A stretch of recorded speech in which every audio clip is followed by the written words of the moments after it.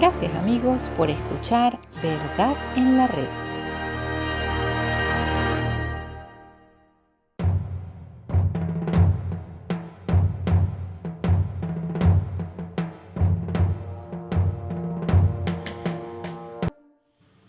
En la Segunda de Reyes, capítulo 5, podemos encontrar la historia de Naamán. Naamán era el capitán del ejército del rey Aram. Era un gran hombre delante de su señor y tenido en alta estima, porque por medio de él, el Señor había dado la victoria a Aram. También el hombre era un guerrero valiente, pero leproso. Había una joven de la tierra de Israel que estaba al servicio de la mujer de Naamán. Y ella le dijo a su señora: «Ah, si mi señor estuviera con el profeta que está en Samaria, él entonces lo curaría de su lepra». Se animó Naamán y acudió a Samaria, en donde Eliseo le envió un mensajero diciéndole: «Ve y lávate en el Jordán 7 veces, y tu carne se te restaurará y quedarás limpio». Pero Naamán se enojó y se iba diciendo: «He aquí, yo pensé, seguramente él vendrá a mí y se detendrá a invocar el nombre del Señor su Dios. Moverá su mano sobre la parte enferma y curará la lepra». Pues él decía: «¿No son el Habaná y el Farfar, ríos de Damasco, mejor que todas las aguas de Israel?». Ya Naamán se estaba marchando muy bravo, pero a pesar de eso, sus siervos se le acercaron y le dijeron: «Padre mío, si el profeta te hubiera dicho que hicieras alguna gran cosa, ¿no la hubieras hecho? ¿Cuánto más cuando te dice: lávate y quedarás limpio?». Entonces él bajó y se sumergió 7 veces en el Jordán, conforme a la palabra del hombre de Dios, y su carne se volvió como la carne de un niño pequeño, y quedó limpio. 2 cosas aquí antes de continuar. Fíjense cómo los siervos lo llaman Padre mío, siendo que no tienen ninguna relación. Esto es algo que deberían pensar los protestantes. Y segundo, es que fíjense cómo Naamán ya estaba él como inventándose cómo deberían ser las cosas para él solucionar su problema, en vez de confiar en la palabra que venía a través de este profeta, en la palabra de Dios. Esta lectura de la Biblia nos tiene que hacer reflexionar de cuántas veces queremos las cosas a nuestra manera y no a la manera de Dios, con los medios que propone Dios, que es el que sabe. El mundo está enfermo, la sociedad está enferma y la Virgen Santísima, nuestra Madre, está preocupada y nos está ofreciendo un remedio simple, sencillo, pero nosotros somos muy necios y no le estamos prestando atención. Bueno, ya son 99 años de la aparición de la Virgen de Fátima, que fue en el 1917. Esto fue cerca de que finalizara la Primera Guerra Mundial. El tipo de guerra que se vivió fue algo que jamás se había experimentado antes. Nada de esta magnitud, de esta tragedia y sufrimiento se había experimentado en toda la humanidad. Cuando el polvo de la batalla se aplacó, 38 millones de personas habían muerto. Y Nuestra Señora le dijo a los niños que la guerra muy pronto terminaría. Y esto es lo que los hombres deben hacer. Y si lo hacen, en lugar de tragedias, habrá una paz milagrosa. Pero si no, una mucho peor seguirá. Y ya sabemos lo que siguió cuando se habla de guerras, una Segunda Guerra Mundial. Y como si fuese sido poco, los 38 millones de muertos en la primera, en la segunda veremos entre unos 50 a 80 millones. Y a consecuencia de esto, los Estados Unidos lanzó 2 bombas atómicas en 2 ciudades, eliminando 250.000 de personas, siendo la mayoría hombres, mujeres y niños inocentes. Un crimen contra la humanidad, contra Dios, y la Iglesia lo ha condenado. No hay excusas para decir que fue estrategia militar. No hubo ganadores en esa guerra. Todos se llenaron las manos de sangre. Muchos piensan que ya eso es cosa del pasado, que no se volverá a repetir una situación así. Vivimos en tiempos mejores. Después de todo, los derechos humanos ahora sí se cumplen. Somos mejores en verdad. Pero estadísticamente estamos lejos de eso. Es más, vivimos en tiempos mucho peores. Veamos, después de que termina la Segunda Guerra Mundial, la muerte no disminuyó, más bien aumentó. Y uno de los ejemplos que les puedo dar sería el comunismo en Rusia, que alrededor de 25 millones de personas perecieron en las subsecuentes décadas. En la China comunista, aún más de 50 millones por ejecuciones políticas, por esclavitud en el campo y por hambre, por políticas dictatoriales. Entre otros ejemplos podríamos mencionar el incremento de violencia en el Medio Oriente, donde diócesis enteras han desaparecido, diócesis que existían desde el comienzo de la cristiandad. Otro ejemplo podría ser la esclavitud. En los 350 años de intercambio de esclavos que existió, algo así como de 12 a 15 millones de personas fueron transportadas desde África al norte y sur de América. En este momento, según las Naciones Unidas, hay 21 millones de personas viviendo en esclavitud. La Organización Australiana de Derechos Humanos, la cual es sin fines de lucro, dice que son 45.8 millones. No sé cuál será la más exacta, pero honestamente esto sobrepasa a lo que se vio en esos 350 años de esclavitud en esos tiempos de la colonia. El mundo no ha eliminado la esclavitud. Y tal vez la estadística más escalofriante, un pecado que clama al cielo por justicia, es el arrebato de la vida de 1 millonada de bebés abortados. ¿Quiénes son los más inocentes en el mundo? Aquellos que ni siquiera han nacido. Ahora, para aquellos que han sido tejidos en el vientre de sus madres, conocidos y amados por Dios en el último siglo, 2 billones no han visto la luz del día. Esto es lo que dicen las estadísticas. Esto es aproximadamente 1/3 de la población mundial. Estas almas tan preciadas por Dios son asesinadas.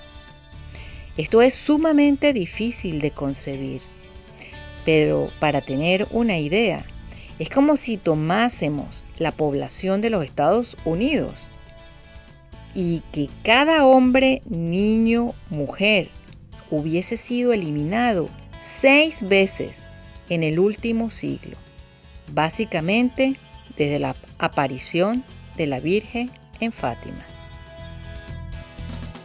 Hay muchas de estas estadísticas que no salen a la luz del público y cuando salen son minimizadas y pensamos, bueno, nosotros no tenemos mucho que ver con eso y no nos sentimos responsables de todas estas atrocidades que ocurren en el mundo.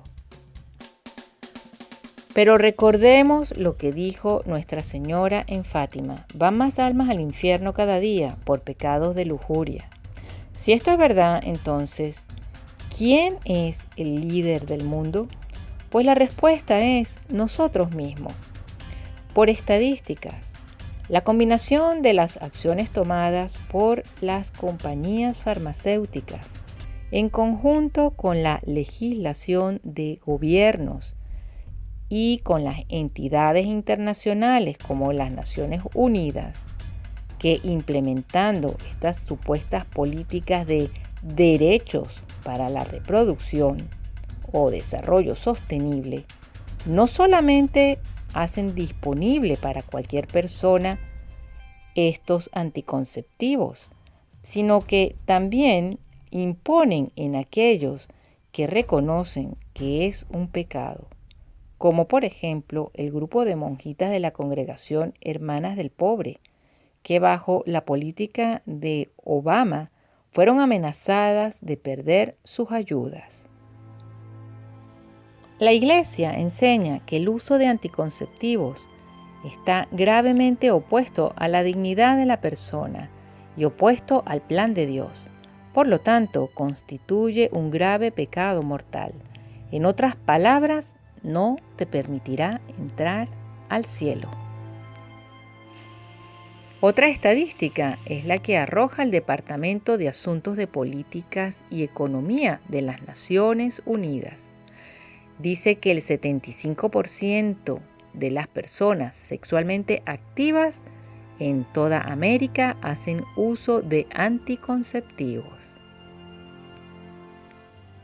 En los últimos 20 a 25 años, algo que nos hace sentir muy orgullosos es el incremento en la tecnología, presuntamente para expandir nuestra libertad, para educarnos mejor y para lograr un avance y un progreso mucho más rápido que generaciones anteriores. Pero ¿saben para qué es más usado el Internet? Para pornografía. 1/3 del tráfico en Internet es pornografía. Según estadísticas, cada minuto se registran 50.000 búsquedas relacionadas con esto. Esto confirma lo que dijo la Virgen, que más almas se pierden por este tipo de pecados. Y en cierta forma somos complacientes con este pecado, por no hablar de esto, por no voltear hacia el otro lado cuando se nos presentan imágenes como en las propagandas, en las películas, cuando no apagamos el televisor o nos marchamos del teatro, cuando este tipo de imágenes son presentadas, cuando esta basura es presentada como arte, cuando permitimos a nuestros hijos e hijas vestir inmodestamente, y así como estos otros ejemplos más. Esto sin contar las horas interminables que se pasan mirando la televisión y otros medios de comunicación social. Es así como la sociedad se está desintegrando de una manera nunca vista en la historia de la humanidad, quizás ni siquiera en los tiempos del diluvio universal. Y esto es si es que creen en que existió el diluvio, pues hay muchos por ahí dentro de la iglesia que dicen que estos relatos de la Biblia fueron inventos de la época o algo así. Es por esto que nuestra sociedad está muy enferma, pero con toda dulzura y amabilidad, la Santísima Virgen nos está dando el remedio, el rezo diario del Santo Rosario. No seamos como el capitán Naamán ante la recomendación del profeta Eliseo.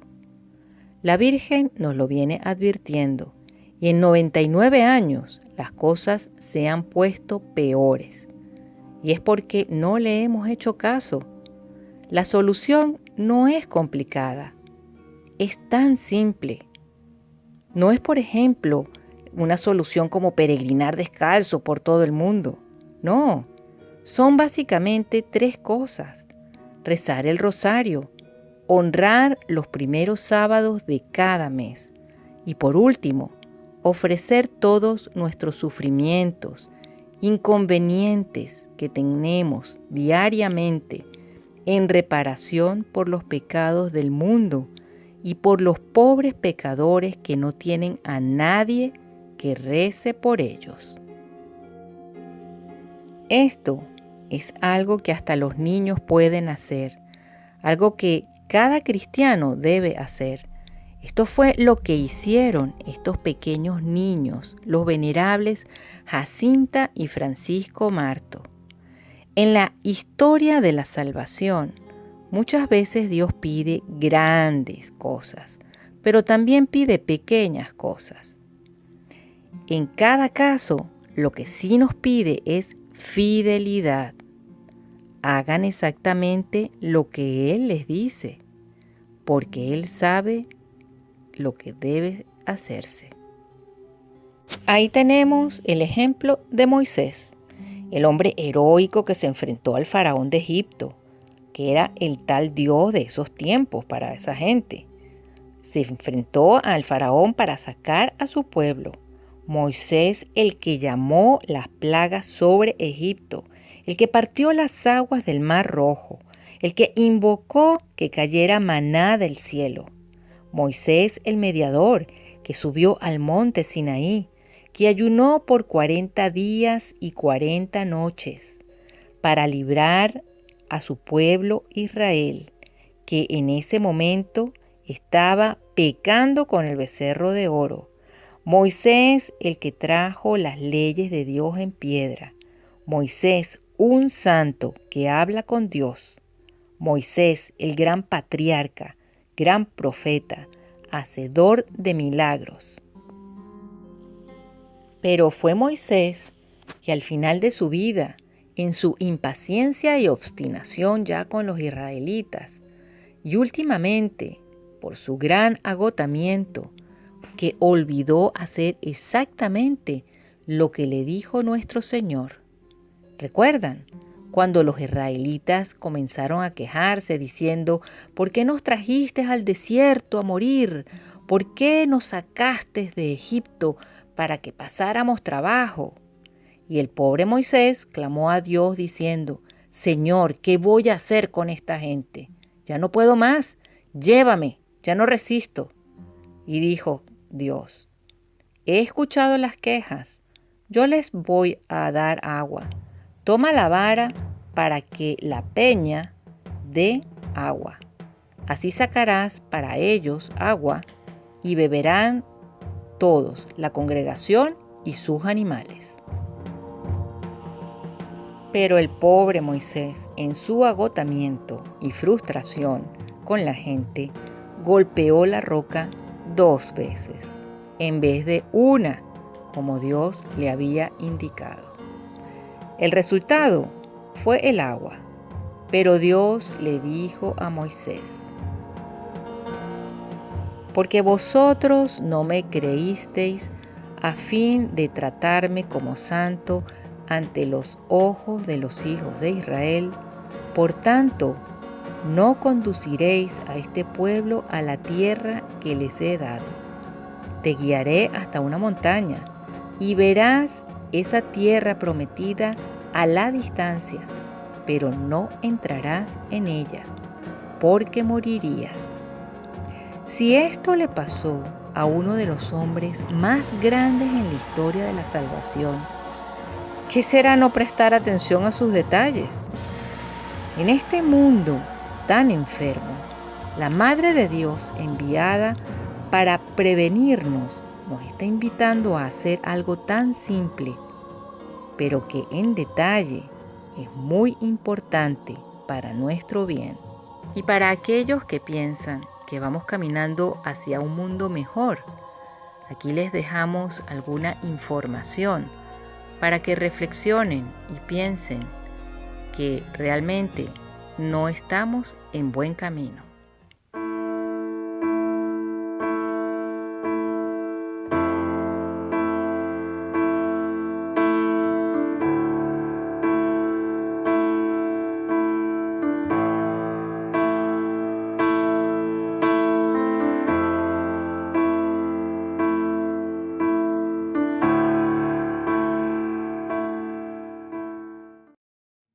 Defunding Planned Parenthood, but I would like to see Planned Parenthood even get more funding. Deep religious beliefs and structural biases have to be changed. The unborn person doesn't have constitutional rights. Nossa, a primeira vez que eu vejo assim, doutora. Hoje, que interessante, hein? Não tinha visto ainda bem, não. Olha essa lá, parece.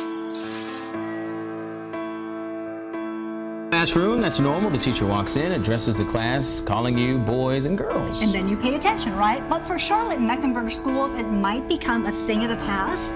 School leaders made a recommendation that students are not referred to as boys or Bruce Jenner is girls. reportedly regretting his gender switch. Author Ian Halperin, a Kardashian family biographer, claims that during his research, multiple sources informed him Jenner regrets his transition from man to woman and may consider reversing course within the next few years.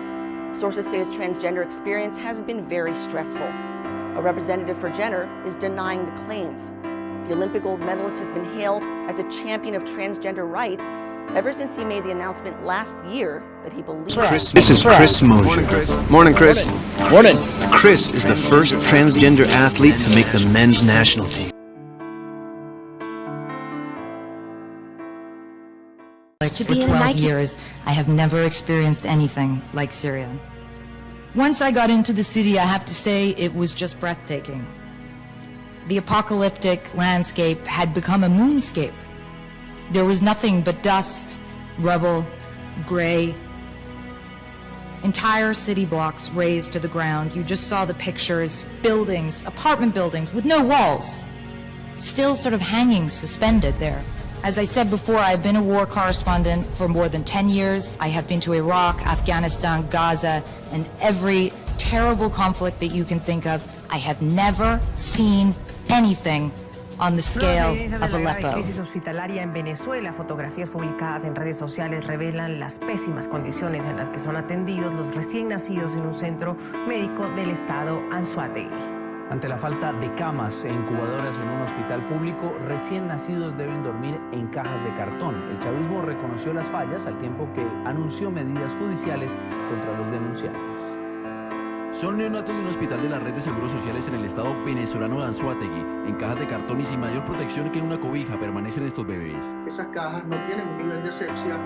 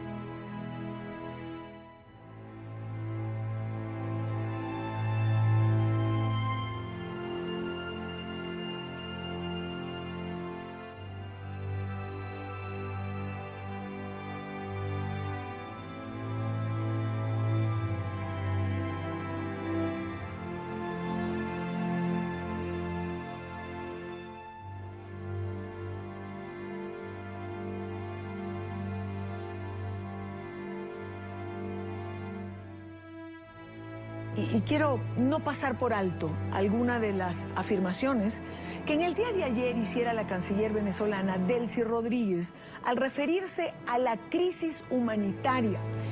Afirmaciones que hizo cuando estaba en esta reunión del Consejo Permanente de la OEA.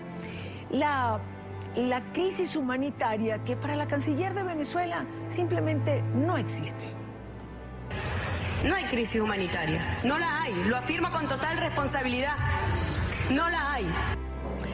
Si la crisis no existe, ¿qué significan estos testimonios de los venezolanos? Esto, véanlo ustedes. Si compramos medicina, no comemos. Y si comemos, no compramos medicina. Estamos pasando hambre. Mis nietos, mis hijos. Bueno, que no hay nada, que lo que hay es pobreza.